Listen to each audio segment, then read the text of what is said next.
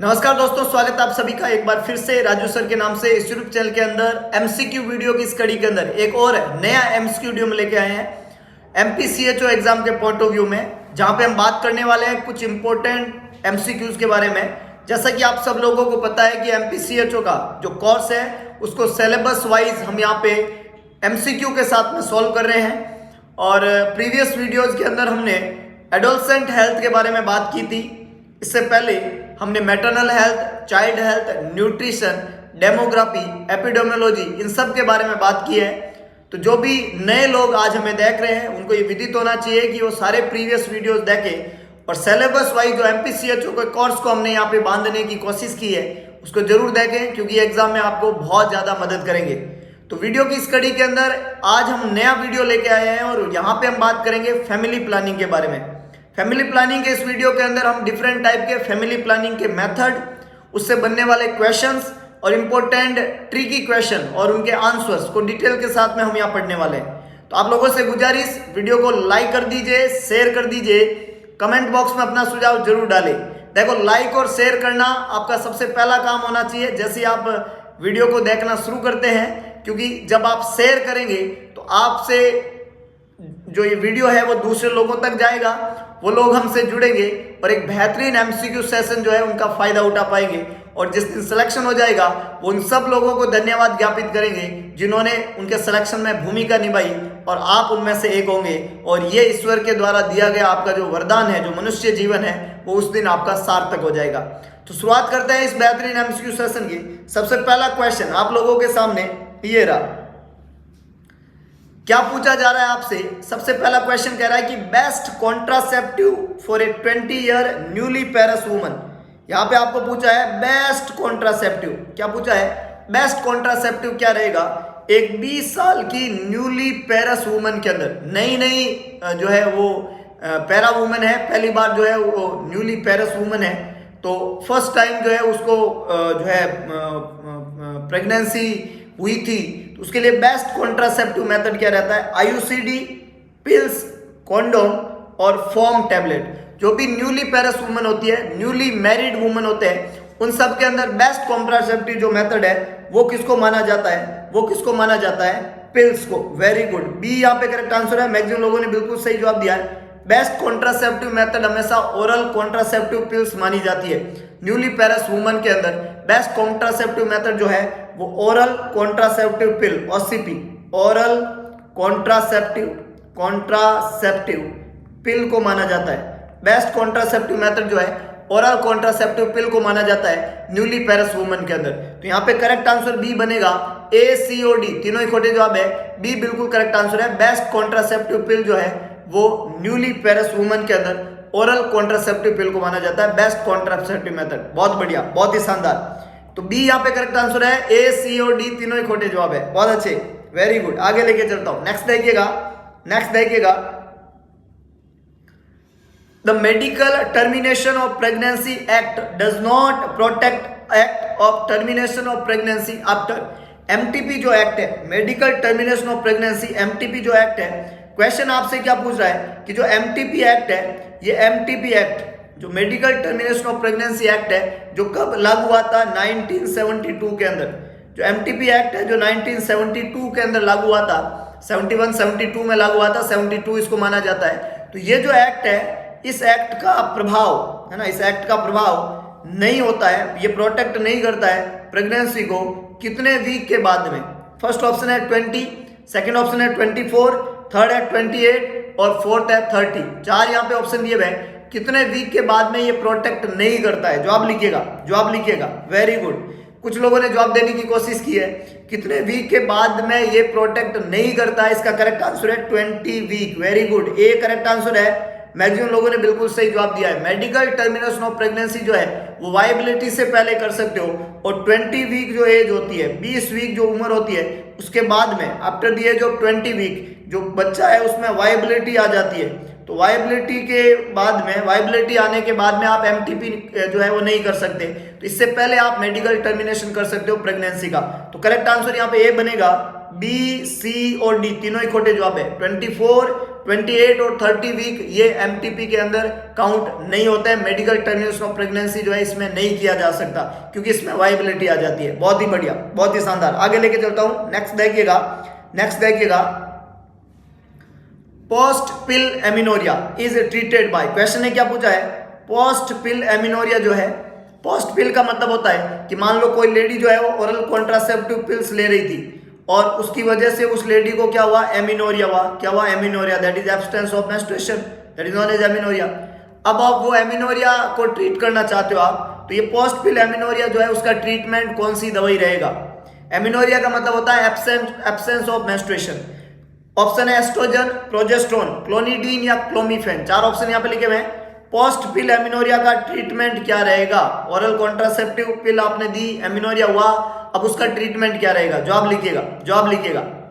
बहुत बढ़िया। कुछ लोगों ने जवाब देने का कोशिश किया है। पोस्ट पिल एमिनोरिया का ट्रीटमेंट बिल्कुल सही है, कई लोगों ने सही जवाब दिया है। It's D, clomiphene. क्या होता है ये, क्लोमिफेन दवाई जो होती है ये पोस्ट पिल एमिनोरिया के ट्रीटमेंट में काम में ली जाती है, ड्रग ऑफ चॉइस है। ये दवाई करती क्या है, जो ओवरी होती है उसके अंदर पाए जाते हैं फॉलिकल्स, और एमिनोरिया है इसका मतलब फॉलिकल का स्टिमुलेशन नहीं हो रहा है। तो क्लोमिफेन दवाई जो होती है ये पिट्यूटरी ग्लैंड के ऊपर काम करती है। कहाँ पे काम करती है, पिट्यूटरी ग्लैंड के ऊपर, और ये पिट्यूटरी ग्लैंड से हार्मोन को रिलीज कराती है। ये हार्मोन क्या करते हैं, पिट्यूटरी ग्लैंड दो हार्मोन बनाती है, एफएसएच और एलएच, फॉलिकल स्टिमुलेटिंग हार्मोन और ल्यूटिनाइजिंग हार्मोन। तो ये जो क्लोमिफेन दवाई होती है ये इन हार्मोन को, एफएसएच और एलएच जो हार्मोन है, इन हार्मोन को ये दवाई क्या करती है, स्टिमुलेट करती है और ये हार्मोन को रिलीज करवाती है। और ये हार्मोन जाके क्या करेंगे, यहाँ से फॉलिकल को स्टिमुलेट करवाएंगे, और जब फॉलिकल स्टिमुलेट होंगे तो ये फॉलिकल मैच्योर होंगे, और मैच्योर होकर ये फॉलिकल क्या बनाएगी, ग्राफियन फॉलिकल। जब ये फॉलिकल मैच्योर हो गई और इसने ग्राफियन फॉलिकल बना दिया तो फिर ओव्यूलेशन होगा और फिर मेंस्ट्रुएशन स्टार्ट हो जाएगा और एमिनोरिया ट्रीट हो जाएगा।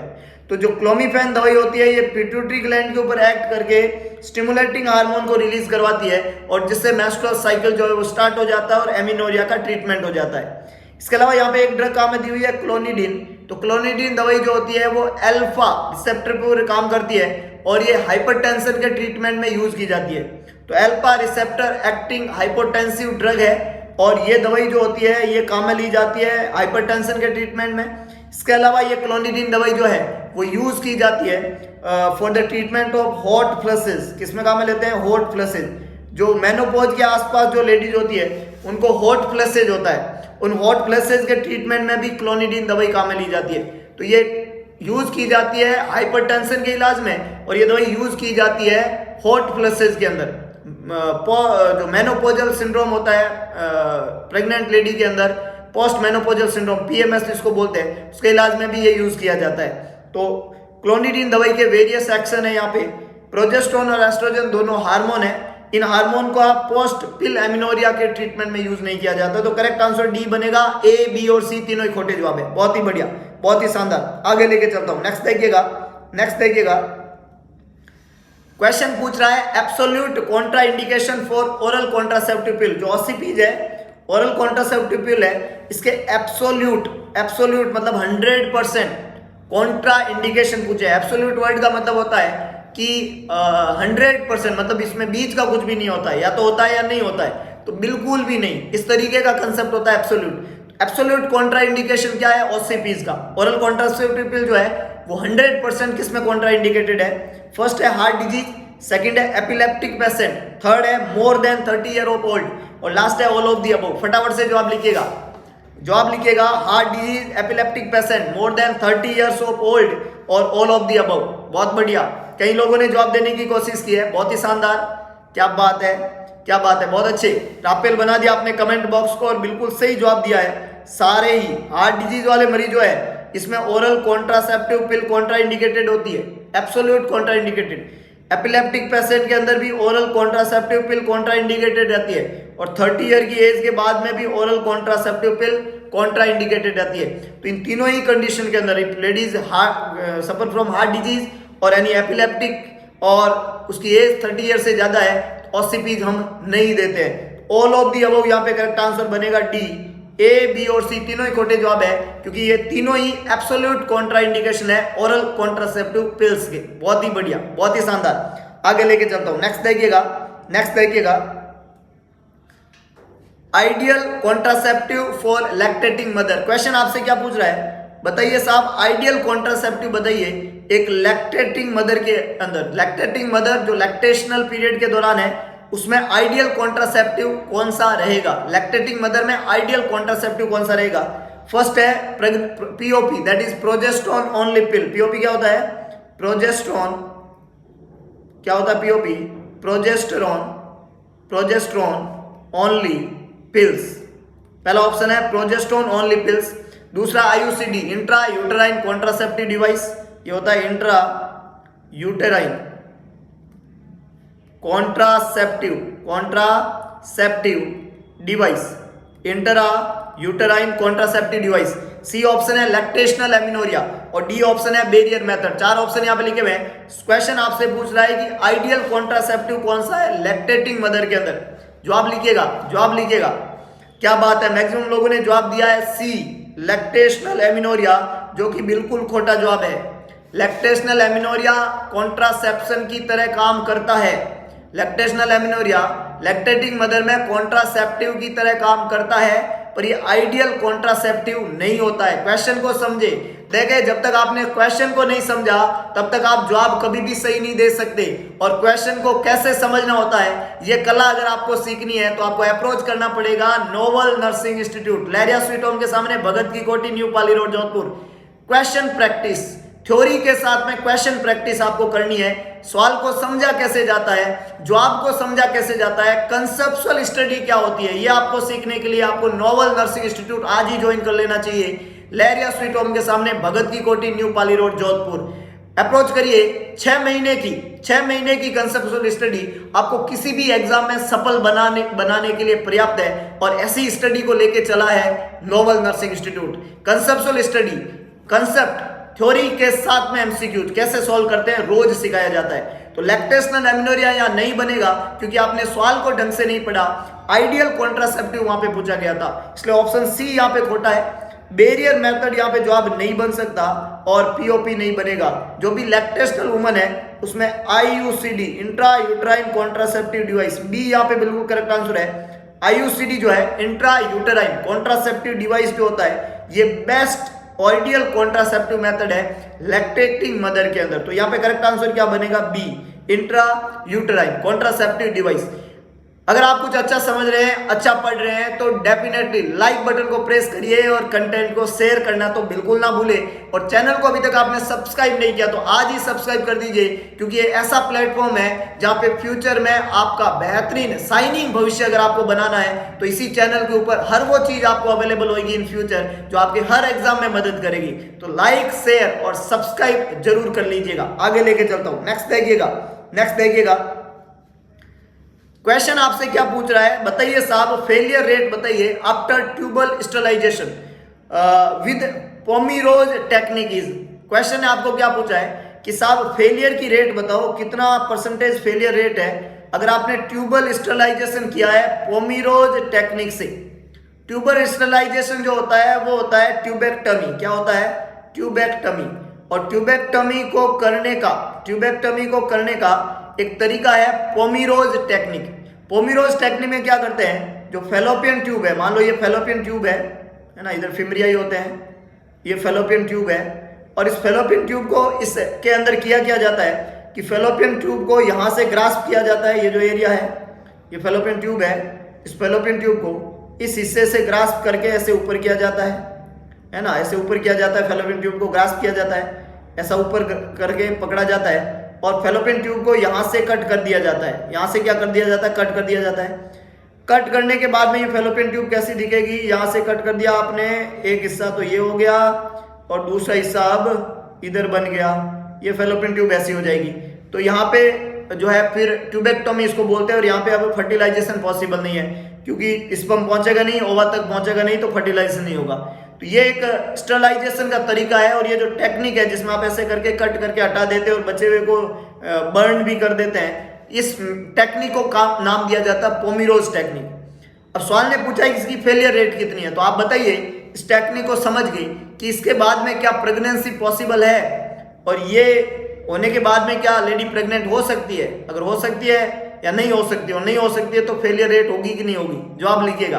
जो आप लिखिएगा। कुछ लोग कह रहे हैं ऐसा करने के बाद तो होने की कोई संभावना नहीं है, तो फेलियर रेट शायद 0 होगी, लेकिन 0 इसकी फेलियर रेट नहीं होती है, इसकी फेलियर रेट 0 नहीं होती है, इसकी फेलियर रेट होती है 0.4%। सी यहाँ पे करेक्ट आंसर है। अब आप कहोगे कि साहब जब इस तरीके से हम करते हैं तो फिर फेलियर रेट 0.4% कैसे हो सकती है? तो ये जो टेक्निक जब कैरीड आउट करते हैं तो उस ऑपरेशन के दौरान अगर ढंग से विजुअलाइजेशन नहीं हो और ट्यूब को ढंग से काटा नहीं हो, ऑपरेट ढंग से नहीं करवाया गया हो, तो पोमेरोज प्रोसीजर की भी फेलियर रेट होती है। ये फेलियर रेट है 0.4%। तो यहाँ पे करेक्ट आंसर सी बनेगा। ए, बी और डी तीनों इकट्ठे जवाब है, सी बिल्कुल करेक्ट आंसर है। बहुत ही बढ़िया, बहुत ही शानदार। आगे लेके चलता हूं, नेक्स्ट देखिएगा। अगला क्वेश्चन आपसे यहाँ पे पूछ रहा है ideal contraception in woman with rheumatic heart disease. एक लेडी है जो रूमेटिक हार्ट डिजीज से सफर कर रही है, उसको बीमारी कौन सी है? Rheumatic heart disease. Rheumatic heart disease क्या होती है? Group A beta haemolytic streptococcal bacteria की वजह से एक ऑटो इम्यून डिजीज होती है हार्ट की, नाम देते हैं रूमेटिक हार्ट डिजीज। तो वुमन को जो बीमारी है वो है रूमेटिक हार्ट डिजीज, और उसके अंदर आइडियल कॉन्ट्रासेप्शन का तरीका यहाँ पे पूछा है। वुमन को बीमारी है रूमेटिक हार्ट डिजीज और पूछा है उसमें आइडियल कॉन्ट्रासेप्शन कौन सा होता है। फर्स्ट है कॉन्ट्रासेप्टिव पिल, सेकंड है इंट्रायूट्राइन कॉन्ट्रासेप्टिव डिवाइस, थर्ड है बेरियर कॉन्ट्रासेप्टिव और लास्ट है इंजेक्टेबल कॉन्ट्रासेप्टिव। आइडियल पूछा है साहब, ideal. Again ideal rheumatic heart disease के अंदर। बहुत बढ़िया, कुछ लोगों ने जवाब देने की कोशिश की है। हार्ट डिजीज वाले मरीज में आईयूसीडी, हार्ट डिजीज वाले मरीज में oral pills 100% absolute Contra indicated रहती है, हमने पढ़ा है। तो कॉन्ट्रासेप्टिव पिल यहाँ पे रहेगी नहीं, आईयूसीडी इसके अंदर हम नहीं लगा सकते, इंट्रायूट्राइन कॉन्ट्रासेप्टिव डिवाइस काम में नहीं लिया जाता है। ए और बी दोनों खोटे हो गए, और इंजेक्टेबल कॉन्ट्रासेप्शन तो आपको नहीं देना है। तो करेक्ट आंसर यहाँ पे क्या बनेगा? सी, बेरियर कॉन्ट्रासेप्टिव। सी बिल्कुल करेक्ट आंसर है। ए, बी और डी तीनों ही खोटे जवाब है, सी यहाँ पे करेक्ट आंसर है। Barrier contraceptive is the ideal contraceptive in a woman with rheumatic heart disease. समझ आ रहे हो बात को? अगर समझ में आ रहा है तो प्रेस द लाइक बटन। हर एक चीज कंफ्यूजिंग क्वेश्चन रहते हैं कॉन्ट्रासेप्टिव के, फैमिली प्लानिंग के जितने भी मेथड है उनसे बनने वाले जितने भी क्वेश्चन है काफी कंफ्यूजिंग रहते हैं। तो आपको इन कंफ्यूजिंग क्वेश्चन के सारे कंफ्यूजन आप दूर करने हैं, और एग्जाम में इसका क्वेश्चन आएगा, गलत मत करना। आगे लेके चलता हूं, नेक्स्ट देखिएगा। अगला क्वेश्चन आपसे क्या पूछ रहा है? ढंग से पढ़िए, क्वेश्चन को ढंग से पढ़िए, ऑप्शन को ढंग से पढ़िए और फिर जवाब लिखिएगा, गलत नहीं होगा। आपसे पूछ रहा है कि ideal contraceptive for recently married couple is. अभी रिसेंटली जो कपल का मैरिड हुआ है उनके लिए आइडियल कॉन्ट्रासेप्टिव बताओ। रिसेंटली मैरिड कपल के लिए आइडियल कॉन्ट्रासेप्टिव कौन सा होगा, ये क्वेश्चन ने पूछा है। आइडियल कॉन्ट्रासेप्टिव पूछा है रिसेंटली मैरिड कपल के अंदर कौन सा होगा, फटाफट से जवाब लिखिएगा। आईयूसीडी, ओरल कॉन्ट्रासेप्टिव पिल, जेली या कोइटस इंटरप्ट्स। जवाब लिखिएगा रिसेंटली मैरिड कपल के अंदर। बहुत बढ़िया। कुछ लोगों ने सही जवाब देने की कोशिश की है, and it's B, yes it's oral contraceptive pill. This is the ideal contraceptive for recently married couple. अब मैं अगर आपको पूछूं कि ये रिसेंटली मैरिड कपल के अंदर आइडियल कॉन्ट्रासेप्टिव क्यों है, ये रिसेंटली मैरिड कपल के अंदर ओरल कॉन्ट्रासेप्टिव पिल जो है, ओरल कॉन्ट्रासेप्टिव पिल जो है वो रिसेंटली मैरिड वुमन के अंदर आइडियल कॉन्ट्रासेप्शन क्यों है, इसका मैं आपको जवाब पूछूं तो इसका क्या जवाब होगा, कमेंट करिएगा। क्यों है ये, जवाब लिखिएगा ये क्यों है, जवाब लिखिएगा। वेरी गुड, फटाफट से जवाब लिखिए। अच्छा, कुछ लोगों ने कोशिश की है, कुछ लोगों ने सोचा भी है और सोच को मिलाते हैं। इसके 2-3 कारण होते हैं, जिसमें सबसे बड़ा कारण होता है कि ओरल कॉन्ट्रासेप्टिव पिल की फेलियर रेट जो होती है वो कम होती है। ओरल कॉन्ट्रासेप्टिव पिल की फेलियर रेट जो होती है वो कम होती है, एक पहला कारण। दूसरा, न्यूली मैरिड कपल जो होते हैं इसमें ओरल कॉन्ट्रासेप्टिव पिल के जो भी साइड इफेक्ट रहते हैं उन साइड इफेक्ट को ये जो है बहुत कम होते हैं, मतलब विद द एडवांस से जैसे जैसे उम्र आगे बढ़ेगी साइड इफेक्ट बढ़ते जाते हैं। तो इसमें इनिशियली साइड इफेक्ट होते हैं पर कम होते हैं। यही अगर वो लेडी 40 साल की है तो उसमें ओरल कॉन्ट्रासेप्टिव पिल नहीं देते क्योंकि साइड इफेक्ट ज्यादा होते हैं। तो इसमें साइड इफेक्ट जो है वो थोड़े क्या रहते हैं, कम रहते हैं। फेलियर रेट जो होती है वो थोड़ी कम होती है, और हार्मोन जो होते हैं उसकी वजह से होने वाले जो इरिटेशन होता है वो यंग लेडी के अंदर कम होते हैं। तो इन सब चीज़ों की वजह से हम इसको बेस्ट और आइडियल कॉन्ट्रासेप्टिव मानते हैं जो भी न्यूली मैरिड कपल के अंदर है। तो यहाँ से करेक्ट आंसर बनेगा बी, ओरल कॉन्ट्रासेप्टिव पिल। बहुत ही बढ़िया, बहुत ही शानदार। आगे लेके चलता हूँ, नेक्स्ट देखिएगा। इंपॉर्टेंट सूचना, एमपीसीएचओ की डेली टेस्ट सीरीज, इस तरीके के क्वेश्चन, कंसेप्चुअल क्वेश्चन, नंबर में बहुत ज्यादा अमाउंट में क्वेश्चन अगर आप चाहते हैं और ऐसे क्वेश्चन आप रोज चाहते हैं तो आपको करना क्या है, नोवल नर्सिंग इंस्टीट्यूट का ऐप इंस्टॉल कर देना है। इस ऐप के ऊपर बहुत जल्दी एमपीसीएचओ टेस्ट सीरीज रिलीज होने वाली है और उसमें हर दिन टॉपिक वाइज क्वेश्चन आपको मिलेंगे। आपको क्वेश्चन कंप्लीटली सॉल्व करने हैं और आपको देखना है कि आप कितने क्वेश्चन अटेम्प्ट कर पा रहे हो और कितने ज्ञान की जरूरत है, और जितनी और जरूरत रहेगी उस सबको भी हम फुलफिल करने वाले हैं। क्योंकि एमपीसीएचओ जो एग्जाम है उसको टारगेट जब हमने बना दिया तो उसमें सफलता से कम कुछ भी मंजूर नहीं है। तो अगर आप एमपीसीएचओ एग्जाम में सफल होना चाहते हैं तो ऐप को इंस्टॉल कर दीजिए। नोवल नर्सिंग इंस्टीट्यूट नाम का ऐप है, प्ले स्टोर पे जाके इसको इंस्टॉल कर दीजिए। इस ऐप के ऊपर बहुत जल्दी आने वाली है डेली एमपीसीएचओ टेस्ट सीरीज। तो इंस्टॉल करके अभी से ही इस ऐप के सेटिंग में जाके इसको रेटिंग देना ना भूलें, रिव्यू अपना डालें और इस टेस्ट सीरीज का जमकर फायदा उठाए। नोवल नर्सिंग इंस्टीट्यूट के ऐप के ऊपर मिलेगी आपको एमपीसीएचओ टेस्ट सीरीज। आगे लेके चलता हूं, नेक्स्ट देखिएगा। क्वेश्चन को पढ़े, ऑप्शन को पढ़े, फिर जवाब दीजिए। कभी भी क्वेश्चन गलत नहीं होगा। आराम से क्वेश्चन को पढ़े, 4 ऑप्शन को पढ़े, क्वेश्चन को समझे, ऑप्शन को समझे और फिर जवाब दे। जैसा इस क्वेश्चन ने पूछा है आपसे कि contraception of choice for a working woman with irregular and profuse bleeding. Important question है, आराम से जवाब दीजिएगा। क्या पूछा है? Contraceptive of choice for a working woman with irregular and profuse bleeding. जब वर्किंग वुमन है तो ये वर्किंग वुमन जो होती है वो ज्यादा टाइम स्पेंड नहीं कर पाती है अपने फैमिली के अंदर, है ना। तो अपने वर्क में जो है वो ज्यादा बिजी रहते हैं, तो बहुत लेस कोइटस का प्रोसेस रहते हैं। तो यहाँ पे आईयूसीडी जो होता है उसको ऑलरेडी जो है इरेगुलर और प्रोफ्यूज ब्लीडिंग हो रही है। तो इंट्रा यूट्राइन कॉन्ट्रासेप्टिव डिवाइस तो काम में नहीं लेना है क्योंकि इसका साइड इफेक्ट है ब्लीडिंग। तो ये आइडियल या बढ़िया या कॉन्ट्रासेप्शन ऑफ चॉइस नहीं बन सकता। स्पर्मिसाइड और ओरल पिल्स जो है ये भी नहीं रहेगा यहाँ पे। सबसे बढ़िया मेथड यहाँ पे क्या रहेगा? Barrier method. बी यहाँ पे करेक्ट आंसर है। Barrier method is a contraception of choice in the working woman, और उसको ऑलरेडी इरेगुलर और प्रोफ्यूज ब्लीडिंग होती है। तो ये स्पर्मिसाइड, ओरल पिल्स जो हार्मोन से संबंधित चीजें हैं, और जो आईयूसीडी है इंट्रायूट्राइन कॉन्ट्रासेप्टिव डिवाइस, ये इसके लिए कॉन्ट्रासेप्टिव ऑफ चॉइस नहीं बन सकते। तो ए, सी और डी तीनों ही खोटे जवाब है।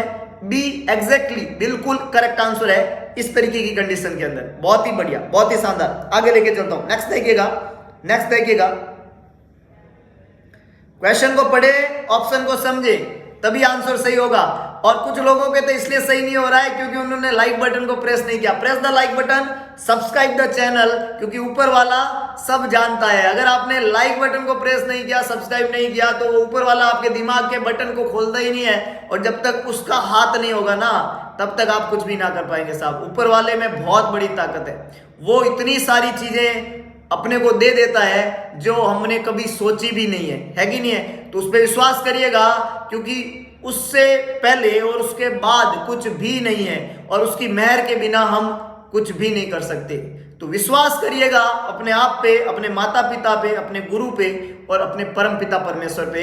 यही है जो आपको जिंदगी में सफल बना सकता है। बाकी ऐसी कोई चीज धरती पे नहीं बनी है जो आपको सफल कर सकती है। विश्वास में बहुत बड़ी ताकत है। लाइक करें, आगे बढ़े। क्वेश्चन है contraception of choice postpartum village woman with 1 child. Postpartum village woman है, एक बच्चा है, और आपको पूछा है कॉन्ट्रासेप्शन ऑफ चॉइस बताओ। Barrier, copper T, spermicide, oral pills. देखिएगा सब थोड़ा थोड़ा मिक्स टाइप का आपको लग रहा होगा, लेकिन मिक्स है नहीं। यहाँ पे चीजें बहुत स्पेसिफिक है। क्वेश्चन ने पूछा है कॉन्ट्रासेप्शन ऑफ चॉइस, पोस्टपार्टम है, विलेज वुमन है, एक बच्चा है, विलेज वुमन है, पोस्टपार्टम पीरियड के अंदर है, कॉन्ट्रासेप्शन ऑफ चॉइस। बहुत बढ़िया, क्या बात है। कुछ लोगों ने सही पकड़े हैं, कुछ लोग अभी भी गलत तरीके में जा रहे हैं। फैमिली प्लानिंग और कॉन्ट्रासेप्टिव मेथड अभी भी आपसे दूर भागे जा रहे हैं। करेक्ट आंसर रहेगा कॉपर टी। बी बिल्कुल करेक्ट आंसर है। Copper T is the contraception of choice in the postpartum village woman with 1 child. B यहाँ पे करेक्ट आंसर है। बेरियर, स्पर्मिसाइड और ओरल पिल्स यहाँ पे गलत जवाब रहेंगे। Copper T is the contraception of choice in postpartum village woman. आगे लेके चलता हूं, नेक्स्ट देखिएगा, बहुत इंपॉर्टेंट चीज है। आराम से क्वेश्चन को पढ़े, ऑप्शन को पढ़े, क्वेश्चन को समझे, ऑप्शन को समझे और फिर जवाब दे। आगे लेके चलता हूं, नेक्स्ट पूछा जा रहा है most cost effective family planning method is. Family planning का कॉस्ट इफेक्टिव मेथड कौन सा है? Vasectomy, tubectomy, copper T, oral pills. 4 option लिखे हुए। कॉस्ट इफेक्टिव पूछा है, क्या पूछा है? Cost effective. फैमिली प्लानिंग का कॉस्ट इफेक्टिव मेथड कौन सा है? वैसेक्टमी का मतलब होता है removal of vas deferens, tubectomy का मतलब होता है removal of tubes, copper T और ओरल पिल्स। 4 ऑप्शन लिखे हुए। कॉस्ट इफेक्टिव मेथड जवाब लिखिएगा। देखो फिर खोटा, फिर गलत किया आप लोगों ने। फैमिली प्लानिंग के मेथड, कॉन्ट्रासेप्शन, बहुत थ्योरी लेक्चर की जरूरत है। और अगर थ्योरी चाहिए, बेस्ट थ्योरी, कंसेप्चुअल थ्योरी, तो एक ही जगह है NNI, novel nursing Institute, Lahariya sweet home के सामने, Bhagat ki Kothi, new Pali road, Jodhpur. Address लिख दीजिएगा, दिमाग में छाप दीजिएगा। कहाँ है? लहरिया स्वीट होम के सामने, Bhagat ki Kothi, new Pali road, Jodhpur. Novel nursing Institute नाम है इंस्टीट्यूट का। 2:30 बजे से क्लास लगती है इवनिंग के अंदर। कंसेप्चुअल स्टडी कराई जाती है। कहां तक? जब तक एम्स ना पहुंच जाए, जब तक CHO ना बन जाए। तो ये कंसेप्ट यही मिलेंगे आपको और यहां जवाब मिलेगा आपको। और इसका जवाब सही जवाब है, भगवान की कसम, ए। कौन सा सही जवाब है? ए। और ए में क्या लिखा हुआ है? Vasectomy, that is removal of वास्टर डिफरेंस। देखो परमानेंट जो मेथड होते हैं स्टेरिलाइजेशन के, सबसे कम खर्चीले होते हैं। ये दोनों परमानेंट मेथड है, ट्यूबेक्टमी और वासेक्टमी। इनका खर्चा सबसे कम लगता है। तो ये दो तो वे ही नहीं, क्योंकि तो ये खर्चीले वाले हैं। ये 2 कम खर्चीले गए। और इन 2 कम खर्चीलों में जो ट्यूबेक्टमी है, एक ट्यूबेक्टमी में जो खर्चा आता है, उसी खर्चे में हम 5 वैसेक्टमी कर सकते हैं। एक ट्यूबेक्टमी में जो खर्चा आता है, उसी खर्चे में 5 वैसेक्टमी कर सकते हैं। ये अलग बात है कि वैसेक्टमी हिंदुस्तान में कम करवाते हैं, ट्यूबेक्टमी ज्यादा होती है। फीमेल को में ऑपरेशन करवा देते हैं परमानेंट वाला, पर मेल जो है वो उसमें वैसेक्टोमी नहीं करवाते हैं नॉर्मली। पर खर्चा की बात करें तो सस्ता जुगाड़ है ये। तो ए यहाँ पे करेक्ट आंसर है। B, C और D तीनों ही खोटे जवाब है। बहुत ही बढ़िया, बहुत ही शानदार। आगे लेके चलता हूं, नेक्स्ट देखिएगा।